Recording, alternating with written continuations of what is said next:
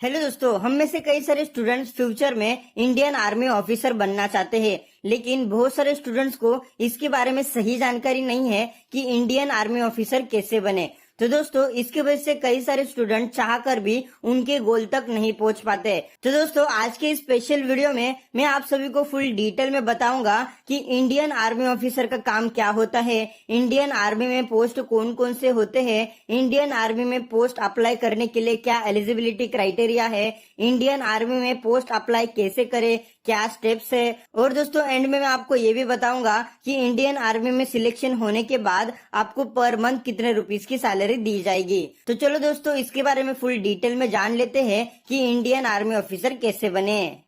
दोस्तों, Indian army officer बनने से पहले आपको ये पता होना चाहिए कि इंडियन आर्मी ऑफिसर में कौन कौन से पोस्ट है। तो दोस्तों, आपके नॉलेज के लिए मैं बता देता हूँ कि इंडियन आर्मी ऑफिसर के कई सारे पोस्ट है, जैसे कि lieutenant, captain, major, lieutenant colonel, colonel, brigadier, major general, lieutenant general, general and दोस्तों सबसे ऊपरी पोस्ट होती है फील्ड मार्शल की। तो दोस्तों, ये सब पोस्ट होते हैं इंडियन आर्मी में। जिस तरीके से आपका एक्सपीरियंस बढ़ता जाता है, वैसे वैसे दोस्तों आपको पोस्ट दिए जाते हैं। तो दोस्तों, अभी हम लोग जान लेते हैं कि इंडियन आर्मी ऑफिसर का काम क्या होता है। दोस्तों, आपके नॉलेज के लिए बता देता हूँ कि इंडियन आर्मी एक ऐसी फौज है जो जमीन पर रहकर देश की सुरक्षा करती है। और दोस्तों, मुझे ये बताते हुए काफी ज्यादा खुशी हो रही है कि पूरी दुनिया की बात करें तो सबसे पहले अगर किसी ने आर्मी बनाई होगी तो दोस्तों वो है इंडियन आर्मी। और दोस्तों, पूरी दुनिया में सबसे बड़ी आर्मी सेना चीन के पास है, लेकिन दूसरे नंबर पर सबसे ज्यादा आर्मी होने वाला देश इंडिया है। और ये सभी दोस्तों आप ही के वजह से पॉसिबल हुआ है, क्योंकि हम में से कई सारे स्टूडेंट्स एक इंडियन आर्मी ऑफिसर बनने का सपना रखते हैं। तो दोस्तों, अभी हम लोग जान लेते हैं कि इंडियन आर्मी ऑफिसर बनने के लिए क्या एलिजिबिलिटी क्राइटेरिया है, यानी कौन सा पर्सन इंडियन आर्मी ऑफिसर बन सकता है। तो दोस्तों, इंडियन आर्मी ऑफिसर बनने के लिए आपको भारत का नागरिक होना चाहिए, आपको अविवाहित होना चाहिए, आपकी एज कम से कम 18 साल होनी चाहिए और 25 से कम होनी चाहिए। इसके ऊपर अलग अलग कास्ट को अलग अलग छूट भी दी गई है। आपको मिनिमम 10th पास होना चाहिए, आपकी हाइट मिनिमम 165 सेंटीमीटर से ज्यादा होनी चाहिए, आपका वजन 50 किलो से ज्यादा होना चाहिए, आपके सीने की चौड़ाई कम से कम 77 सेंटीमीटर होनी चाहिए और इसके अलावा उम्मीदवार को शारीरिक और मानसिक रूप से स्वस्थ होना चाहिए। तो दोस्तों, ये सारी कंडीशन अगर आप पूरी कर लेते हो तो दोस्तों आप इंडियन आर्मी ऑफिसर बनने के लिए रेडी हो। तो दोस्तों, अभी हम लोग जान लेते हैं कि इंडियन आर्मी ऑफिसर बनने के लिए क्या स्टेप्स है, यानी क्या एजुकेशन लेना पड़ेगा और किस तरीके से अप्लाई करना है। तो दोस्तों, मैं आपको बता देता हूँ कि इंडियन आर्मी ऑफिसर बनने के लिए आपको मिनिमम 12वीं पास करना है।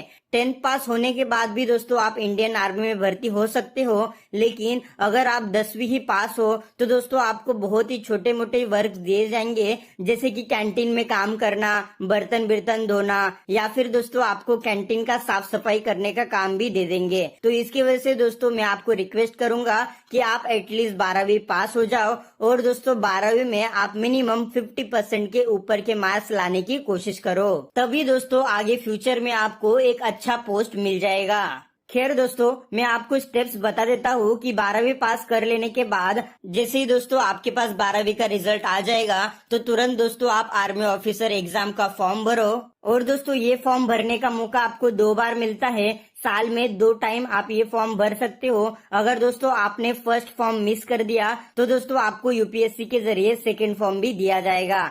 दोस्तों, मैं आपके नॉलेज के लिए बता देता हूँ कि इंडियन आर्मी ऑफिसर्स की एग्जाम यूपीएससी लेवल की एग्जाम होती है, जो यूपीएससी बोर्ड कंडक्ट करता है। जैसे ही दोस्तों आपने इंडियन आर्मी ऑफिसर का फॉर्म भर दिया तो दोस्तों आपको तुरंत ही 1 से 1.5 महीने का टाइम मिलेगा एग्जाम की प्रिपरेशन करने के लिए। दोस्तों, मैं आपको बता देता हूँ कि यूपीएससी लेवल की एग्जाम में ज्यादातर क्वेश्चन जनरल नॉलेज के ऊपर पूछे जाते हैं। तो दोस्तों आप बस अपना जीके स्ट्रांग रखो और बाकी का जो 50% पार्ट होता है वो दोस्तों मैथ्स एंड इंग्लिश के द्वारा कवर किया जाता है, जिसमें इंग्लिश के छोटे मोटे क्वेश्चन पूछे जाते हैं और मैथमेटिक्स के कुछ क्वेश्चन पूछे जाते हैं, जो कि टोटल 100 मार्क्स के होते हैं। और दोस्तों ये जो एग्जाम होती है, ये एग्जाम देने के लिए आपको टोटल 1 घंटे का टाइम दिया जाता है। 1 घंटे में आपको 100 मार्क्स की एग्जाम देनी होती है। अगर दोस्तों आप इस एग्जाम को सही तरीके से पास कर लेते हो तो दोस्तों आपको फिजिकल टेस्ट के लिए बुलाया जाता है, जिसमें आपको लंबी कूद, ऊंची कूद